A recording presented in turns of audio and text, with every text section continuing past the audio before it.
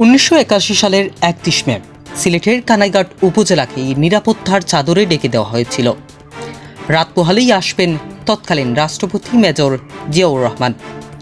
উদ্বোধন করবেন সিলেটের কানাইঘাট উপজেলার 1 নং লক্ষ্মীপ্রসাদ ইউনিয়নের পেট্রোল বাংলার তেলকনি। তবে আগের রাতেই আততায়ের গুলিতে নিহত হন শহীদ রাষ্ট্রপতি জিয়াউর রহমান।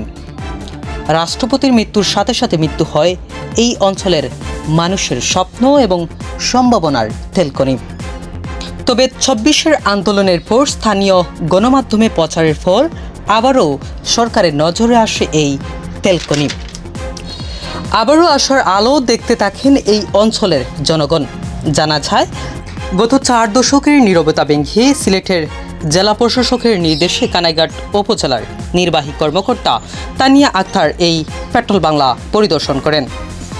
এই পরিদর্শনের মাধ্যমে বোঝা যায় সরকারের দৃষ্টি আবারও ফিরে এসেছে এই পেট্রোল বাংলার প্রতি। এখন প্রশ্ন, তারেক রহমান কি শহীদ রাষ্ট্রপতি জিয়াউর রহমান পথ ধরেই হাঁটবেন, নাকি আবারও অদৃশ্য কোনো কারণে বন্ধ হয়ে যাবে আমাদের পেট্রোল বাংলা?